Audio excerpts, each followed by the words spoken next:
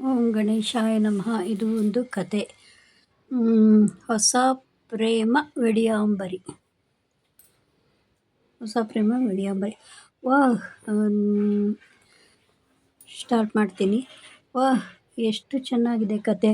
ಅದರಲ್ಲೂ love story ತುಂಬ ಚೆನ್ನಾಗಿದೆ. ಹೇಳೋದು ಪರವಾಗಿಲ್ಲ. ಯಾರ್ದೋ ಹೆಲ್ಪು, ಸೆಟ್ಟಿಂಗು ಮಾಡ್ಕೊಡೋದು ಎಲ್ಲ ಒಬ್ಬರೇ ಮಾಡಿದ್ದಾರೆ. ಪರವಾಗಿಲ್ಲ. ಬರೆದ ರಂಗೋಲಿಗಳು ಅಷ್ಟೇ ಒಂಥರ ಗ್ರ್ಯಾಂಡಾಗಿರುತ್ತೆ ಅನಿಸುತ್ತೆ.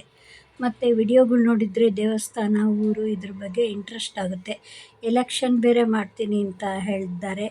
ನಾನು ಮೊದಲಿಂದ ಇವರನ್ನು FB ಯಲ್ಲಿ ನೋಡ್ತಾ ಇದ್ದೆ. ಹಾಗೆ ನಾನು ಇವರಿಂದಲೇ ಸ್ಫೂರ್ತಿ ತಗೊಂಡು ಶಾರ್ಟ್ ವಿಡಿಯೋಗಳನ್ನ ಮಾಡೋಕ್ಕೆ ಶುರು ಮಾಡಿದ್ದೆ. ಅದನ್ನು ಜನ ಇಂಟ್ರೆಸ್ಟಿಂದನೇ ನೋಡ್ತಾಯಿದ್ರು. ನನಗೆ ಕೆಲಸ ಸಿಕ್ಕಿದ್ರಿಂದ ಬ್ಯುಸಿ ಆದೆ ಅದರಲ್ಲಿ. ಮತ್ತು ಇವರನ್ನು ನೋಡೋಕ್ಕೆ ಆಗಲಿಲ್ಲ. ಅವರು FB ಬಿಟ್ಬಿಟ್ಟಿದ್ದಾರೆ. ಏನು ಮಾಡೋದು, ಅವರನ್ನು ನೋಡೋಣ ಕುತೂಹಲ ಆಗ್ತಾಯಿದೆ. ಒಮ್ಮೆನಾದರೂ ಹೋಗಿ ಮಾತಾಡಿಸ್ಬೇಕು ಅನ್ನಿಸ್ತು.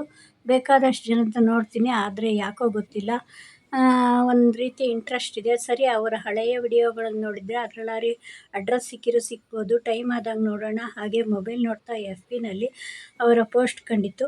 ಇಲ್ಲೇ ಇದ್ದಾರೆ ಅಂತ ನೋಡಿದರೆ ವೈಟಿ ಇದ್ದಾರೆ. ನೋ ಪ್ರಾಬ್ಲಮ್ ಅಂತ ತೆಗೆದ್ರೆ ನೋಡೋಣ ಅಂತ ತೆಗೆದ್ರೆ ಆಶ್ಚರ್ಯ ಆಯಿತು. ಓ, ಇವರೇನಾ, ಅಲ್ಲಿ ಇವಳೇನಾ ಇವಳೇ ಆಗಿದ್ದಕ್ಕೂ ಈಗೂ ಅಜಗಜ ಅಂತರ. ಏನು ಸ್ಟೈಲು, ಏನು ಮಾಡ್ರನು. ವಾ, ಇವರೇನಾ ಅಂತ ಮತ್ತೆ ಆಶ್ಚರ್ಯದಿಂದ ಸರಿಯಾಗಿ ನೋಡಿದೆ.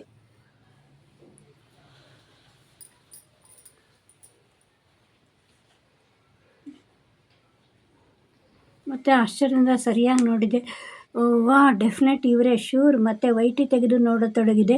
ಇವರು ತುಂಬ ಫೇಮಸ್ ಆಗಿದ್ದರಿಂದ ಸುಲಭವಾಗಿ ಚಾನಲ್ ಸಿಕ್ತು. 60,000 ಸಬ್ಸ್ಕ್ರೈಬರು, 2,500 ವಿಡಿಯೋಗಳು, ಇನ್ನೂ ಪ್ರಾಜೆಕ್ಟ್ಗಳು. ಅಬ್ಬಾ, ಮಹಿಳಾ ಅಂದರೆ ಹೀಗಿರಬೇಕು. ಒಬ್ಬರೇ ಆದರೂ ಅದು ಸ್ವಲ್ಪ ಓದಿದ್ದು ಇಷ್ಟೆಲ್ಲ ಮಾಡಿದ್ದಾರೆ ಅಂದರೆ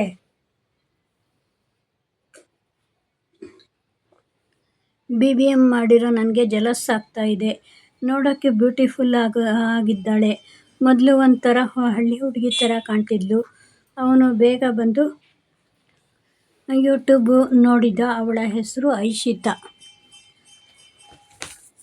ಯೂಟ್ಯೂಬ್ನಲ್ಲಿ ಹೆಸರು ಐಶಿತಾ ಅಂತ ಇತ್ತು. ಅದಕ್ಕೆ ಸರಿ ಹೋಗೋ ಚಾನಲ್ ಹೆಸರು ಅದು ವೈಟಿ ಅಂತ. ಐಶಿತಾ ಅರುಣ ಸರಿ ಹೋಗುತ್ತೆ, ಎರಡೂ ಹೆಸರು ಕೊಡುತ್ತೆ ಅಂತ ಹಾಡು ಹಾಡಿಕೊಂಡು ಕನಸು ಕಟ್ಟಿದ್ದ. ಮಾರನೇ ದಿವಸ ಅವಳು ಲೈವ್ ಮಾಡೋ ಟೈಮ್ಗೆ ಸರಿಯಾಗಿ ಅವಳ ಚಾನಲ್ಗೆ ಹೋಗಿ ಮೆಸೇಜ್ ಹಾಕತೊಡಗಿದ್ದ. ಒಂದು 4 ಜನ ಬೇರೆಯವರು ಅವರಲ್ಲಿ ಕೆಟ್ಟದಾಗಿ ಮೆಸೇಜ್ ಮಾಡ್ತಾ ಇದ್ದ.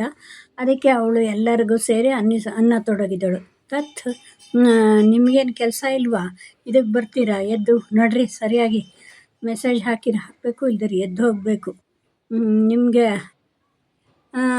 ಅವನು ಏನೋ ಒಂದು ಮೆಸೇಜ್ ಹಾಕಿದ. ಅದಕ್ಕೆ ನೀವು ಅಂತ ಕುಂತ್ರೆ ನಿಮಗೆ ಟೆನ್ಷನ್ ಜಾಸ್ತಿ ಆಗುತ್ತೆ ಅವನು ಹೇಳಿದ.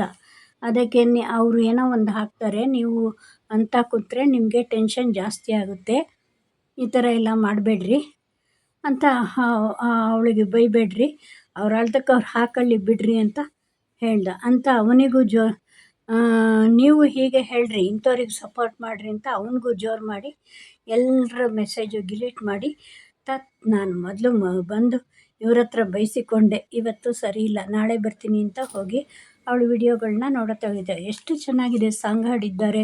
ಅದು ನನಗೆ ಇಷ್ಟವಾದ್ದು. ಎಷ್ಟು ಸಾಂಗು ಕೇಳಿ. ಮಾರನೇ ದಿನ ಬೇಗನೆ ಅಮ್ಮ ಮಾಡಿದ್ದ ತಿಂಡಿ ತಿಂದು, ಶನಿವಾರ ಭಾನುವಾರ 2 ದಿನ ರಜಾ ಇದೆ. ಅವರು ಸೆಕೆಂಡ್ ಟೈಮ್ ಲೈವ್ ಮಾಡ್ತಾ ಇದ್ದಾರೆ. ಯೂಟ್ಯೂಬ್ನಲ್ಲಿ ಎಷ್ಟೋ ಜನ ಇರ್ತಾರೆ, ಚೆನ್ನಾಗಿರುತ್ತೆ, ಮಾತಾಡ್ತಾ ಇರ್ತಾರೆ, ಎಲ್ಲರ ಜೊತೆ ಲೈವ್ ಮಾಡ್ತಾ ಇರ್ತಾರೆ. ಚೆನ್ನಾಗಿ ಮೆಸೇಜ್ ಮಾಡ್ತೀನಿ ಅಂತ ಇವತ್ತೇನಾರು ಮಾಡಿ ಚೆನ್ನಾಗಿ ಮೆಸೇಜ್ ಮಾಡಬೇಕು ಅಂತ ಕವನ ಹುಡುಕಿಕೊಂಡು ಮೊಬೈಲನ್ನು ಆನ್ ಮಾಡಿದ. ಲೈವ್ನಲ್ಲಿ ಅವಳ ಧ್ವನಿ ಮಧುರವಾಗಿ ಕೇಳುತ್ತಿತ್ತು. ನಿಮ್ಮ ಧ್ವನಿ ಮುಂದೆ ನನ್ನ ಕವನ ನಗುತ್ತಾ ಹೇಳುತ್ತಿದೆ. ಆ ಧ್ವನಿ ಮುಂದೆ ನನ್ನ ಕವನ ನಗುತ್ತಾ ಹೇಳುತ್ತಿದೆ, ನಿಜವಾಗಲೂ ನೀವು ಸುಂದರಿ. ನಿಮ್ಮೊಡನೆ ಮಾತನಾಡಲು ಬಂದೆ. ವೈಟಿ ಮಾತನಾಡಿದರೆ ನನ್ನ ಜೊತೆ ಸ್ವಲ್ಪ, ಆಗ ಬೇರೆ ಎಲ್ಲವೂ ನನಗೆ ಅಲ್ಪ. ನಿಜವಾಗಲೂ ನೀವು ಸುಂದರಿ. ನಿಮ್ಮೊಡನೆ ಮಾತನಾಡಲು ಬಂದೆ ವೈಟಿಗೆ. ಮಾತನಾಡಿದರೆ ನನ್ನ ಜೊತೆ ನೀವು ಸ್ವಲ್ಪ, ಆಗ ನನಗೆ ಬೇರೆ ಎಲ್ಲವೂ ನನಗೆ ಅಲ್ಪ. ಹಾಗೆ ಕವನ ಮೆಸೇಜ್ ಮಾಡಿಯೇ ಬಿಟ್ಟ. ಅವಳು ಖುಷಿಯಿಂದ ಉಬ್ಬಿ ಹೋಗ್ತಾಳೆ ಅಂದುಕೊಂಡ. ಆದರೆ ತಬ್ಬಿಬ್ಬಾಗುವಂತೆ ಮಾಡಿ, ನಿಮಗೆ ಬೇರೆ ಕೆಲಸ ಇಲ್ವಾ? ನನ್ನ ನೆನ್ನೆ ಎಲ್ಲ ಡಿಲೀಟ್ ಮಾಡಿದ್ದೀನಿ. ಅವ್ರಿಗೆ ಬೈದರೆ ನಿಮಗೂ ಹಾಗೆ ಅನ್ನಬೇಕು. ಏನು ಮೇಡಮ್, ಕವನ ಅಷ್ಟು ಚೆನ್ನಾಗಿ ಬರೆದಿದ್ದೀನಿ ಹಾಗೆ ಅಂತೀರಲ್ಲ. ಹೀಗೆ ಲವ್ ಗಿವ್ ನಾಟಕ ಎಲ್ಲ ಬೇಡ ಅಂತ ಅದನ್ನು ಮಾಡ್ತಾ ಇದ್ದೀರಾ. ನಾವು ಸೂಪರ್ ಅಂತ ಬಿಟ್ಟರೆ ಬೇರೆ ಏನು ಮಾಡಿದರೂ ನಾನು ಡಿಲೀಟ್ ಮಾಡ್ತೀನಿ. ನೀವು ಸೂಪರ್ ಅಂತ ಮಾತ್ರ ಮಾಡಿರಿ, ಬೇರೆ ಏನು ಮಾಡಿದರೂ ನಾನು ಡಿಲೀಟ್ ಮಾಡ್ತೀನಿ ಅಂತ ಹೇಳಿದ್ಲು ಕವನದಲ್ಲಿ. ಆ ಕವನನ ಡಿಲೀಟ್ ಮಾಡಿದ್ಲು. ಅವನು ಅಯ್ಯೋ ಸೂಪರ್ ಅಂತ ಪನಿಷ್ಮೆಂಟ್ ಅನ್ನುವಂತೆ ಮೆಸೇಜ್ ಮಾಡಿದ. ಏನೋ ಮಾತಾಡೋ ಹಾಗೆ, ಏನೂ ಮಾತಾಡೋ ಹಾಗಿಲ್ಲ. ಏನು ಮಾಡೋದು ನೋಡೋಣ, ಬರೋದು, ಅವಳ ಕೈಲಿ ಏನಾದರೂ ಬೈಸಿಕೊಳ್ಳೋದು, ಹೋಗೋದು, ಇಷ್ಟೇ ಆಯಿತು. ಅಯ್ಯೋ ರಾಮ, ಹೀಗಾಯಿತು. ಒಂದು ದಿವಸ ಡೈರೆಕ್ಟಾಗೆ ಫೋನ್ ಮಾಡಿದ್ದ. ರೀ, ನಾನು ಯಾರಿಗೂ ಫೋನ್ಗೀನ ಮಾಡಿ ಅಭ್ಯಾಸವಿಲ್ಲ. ಏನಿದು ಹೀಗೆ ರೀ ಮೇಡಮ್, ಇವತ್ತು ನನ್ನ ಮಾತುಗಳನ್ನು ಕೇಳಿಸಿಕೊಳ್ಳದೆ ಹೋದರೆ ನಾನು ಯಾವತ್ತೂ ನಿಮ್ಮ ಲೈವ್ಗೆ ಮಾಡಲ್ಲ ಬಿಡ್ರಿ, ಲೈವಿಗೆ ಬರೋಲ್ಲ. ನಿಮ್ಮಂಥವ್ರು ಬರದೇ ಹೋದರೆ ನಂಗೆ ತಲೆನೋವು ತಪ್ಪುತ್ತೆ ಅಂತ ಅಂದಳು.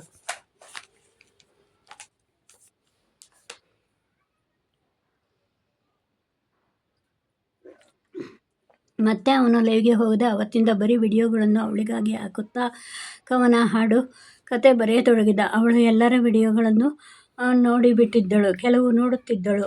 ಅರುಣ ಬರೆದ ಕತೆ ಒಂದು ವೈರಲ್ ಆಗಿದೆ ಅಂತ ಎಲ್ಲ ಓದುತ್ತಿದ್ದರು. ಅವನು FB ಹಾಕೋತಿದ್ದದ್ದನ್ನು ಒಂದು ವೈರಲ್ ಆಗಿದೆ ಅಂತ ಅಂದ್ಬಿಟ್ಟು ಎಲ್ಲರೂ ನೋಡ್ತಾಯಿದ್ರು. ಫ್ರೆಂಡ್ ಎಲ್ಲ ಕೇಳಿದಾಗ ಇದು ಅವನು ಸರಿ ಇಲ್ಲ ಹಾಗೆ ಹೀಗೆ ಅಂದಳು. ನೀನು ತಪ್ಪು ತಿಳ್ಕೊಂಡಿದ್ಯಾ, ಅವನು ತುಂಬ ಒಳ್ಳೆಯವನು, ಎಷ್ಟೋ ಎಲ್ರಿಗೂ ಸಪೋರ್ಟ್ ಮಾಡ್ತಾನೆ ಗೊತ್ತಾ, ಡ್ಯೂಟಿಗೆ ಹೋಗ್ತಾನೆ. ಅದು ಬಿಟ್ಟು ವೈಟಿಯವ್ರಿಗೆ ಲೈವ್ನಲ್ಲಿ ಎಲ್ಲರಿಗೂ ಸಪೋರ್ಟ್ ಮಾಡ್ತಾನೆ, ಟೆಕ್ ವಿಡಿಯೋ ಅವುಗಳನ್ನ ಚೆನ್ನಾಗಿ ಹಾಕ್ತಾನೆ ಎಂದು ಹೇಳಿದಳು. ಆಗ ಅವನು, ಅಯ್ಯೋ ಪಾಪ, ಬೈದು ಕಳಿಸಿದೆ. ಅವತ್ತಿಂದ ಅವನು ನನ್ನ ಲೈವ್ಗೆ ಬಂದೇ ಇಲ್ಲ. ನಾನೇ ಸಾರಿ ಕೇಳ್ತೀನಿ ಅಂತ ಅವನ ಲೈವ್ಗೆ ಹೋಗಿ, ಸಾರಿ, ನಿಮ್ಮನ್ನು ಅಪಾರ್ಥ ಮಾಡಿಕೊಂಡೆ, ನನ್ನ ಲೈವ್ ಸಪೋರ್ಟ್ ಮಾಡಿ ಅಂತ ಕೇಳಿದಳು. ಅವತ್ತಿಂದ ಅವರಿಬ್ಬರು ಮತ್ತೆ ಫ್ರೆಂಡ್ ಆದರು. ಅವರು ಒಂದೇ ವಾರ್ಡ್ನಲ್ಲಿ ಇದ್ದಿದ್ದರಿಂದ ಅವ್ರಿಗೆ ಆಗಾಗ್ಗೆ ಕಾಫಿ ಶಾಪು, ಮಾರ್ಕೆಟ್ಗೆ ಹೋಗಿ ಬರುತ್ತಿದ್ದರು.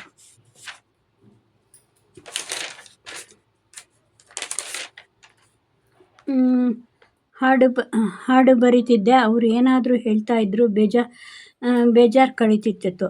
ಆದರೆ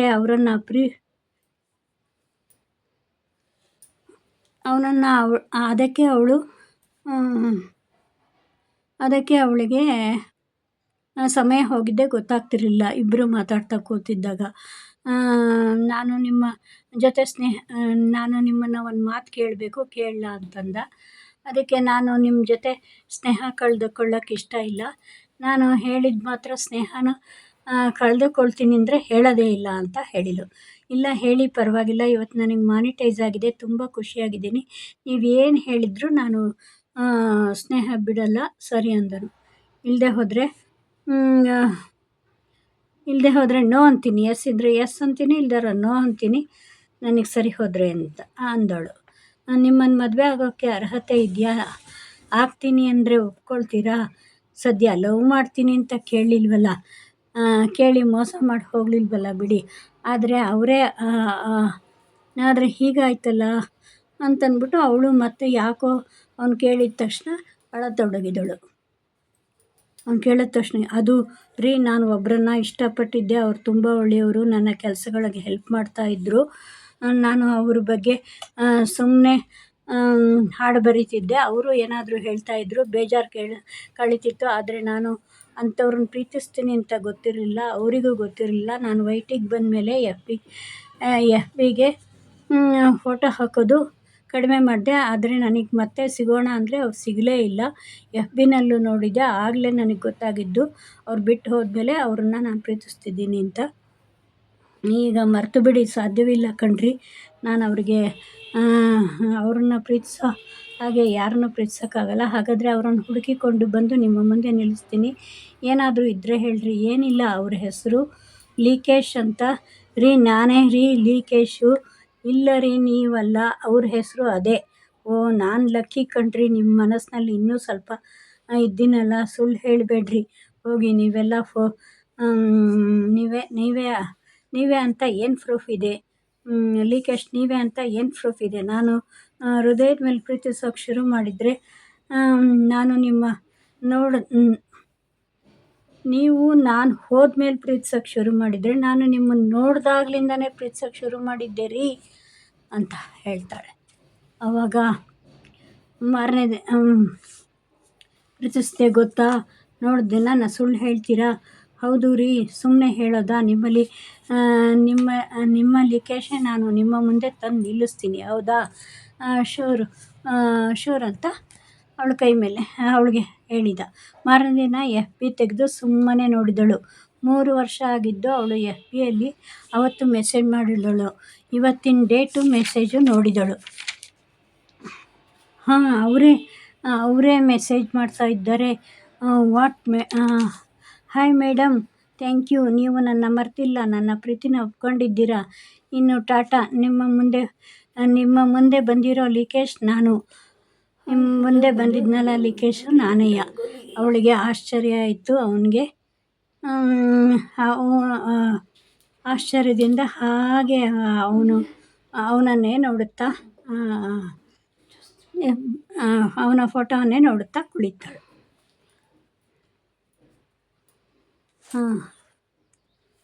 ಅವಳಿಗೆ ಆಶ್ಚರ್ಯ ಆಯಿತು. ಅಂತೂ ಇತ್ತು ಅವರಿಬ್ಬರೂ ಮತ್ತೆ ಭೇಟಿಯಾದರು. ಮತ್ತೆ ಅವನೇ ಬಂದು ಎದುರುಗಡೆ ಕುಳ್ತ. ಇದು ಕತೆ. ಚೆನ್ನಾಗಿದೆಯಾ ಕತೆ? ಹೀಗೆ ಕತೆ ಏನೋ ಒಂದು ಬರೆಯೋದು. ಅರ್ಥ ಆಯಿತಾ? ಅರ್ಥ ಆದರೆ ಅರ್ಥ ಆಯಿತು ಅಂತ ಹೇಳಿ ಬರೀರಿ. ನಾನು ಸ್ವಲ್ಪ ಏನಿಲ್ಲ, ಈ ಸಲ ಸರಿಯಾಗಿ ಬೇಗ ಮಾಡಿದ್ದೀನಿ ಕರೆಕ್ಟಾಗಿ ವಿಡಿಯೋ. ಸ್ವಲ್ಪ ಬೇಗ ಫಾಸ್ಟಾಗಿ ಓದ್ಬಿಟ್ಟೆ. ಅರ್ಥ ಆಗಿರುತ್ತೆ. ಇಲ್ಲದೆ ಹೋದರೆ ಇನ್ನೊಂದು ಚೆಲ್ಲಿ ನೋಡಿರಿ. ಹಾಗೆ ರಂಗೋಲಿ ಬಿಟ್ಕೊಂಡು ಕೂತಿದ್ದೆ, ಅದನ್ನು ಹಾಕಿದೆ. ಅದು ಇಷ್ಟು ರಂಗೋಲಿ ಆದರೂ 14 ನಿಮಿಷ ಬಂತು. ಆಮೇಲೆ ಅಯ್ಯೋ, ಇದೊಂದೇ ಹಾಕೋದೇನು ಕತೆ ಹಾಕೋಣ ಅಂತ ಹಾಕಿದೆ. Thank you very much. ಎಲ್ಲ ನೋಡಿದ್ದೀರಾ? ತುಂಬ ನೋಡಿರಿ, ಹೀಗೆ ಸಪೋರ್ಟ್ ಮಾಡಿರಿ. ಇನ್ನು $5 ಆಗಬೇಕು. $5 ಆಗಿದೆ. ಈಗ 5 ಆಗಿಲ್ಲ, ಇನ್ನೂ $5.25 ಆಗಬೇಕು.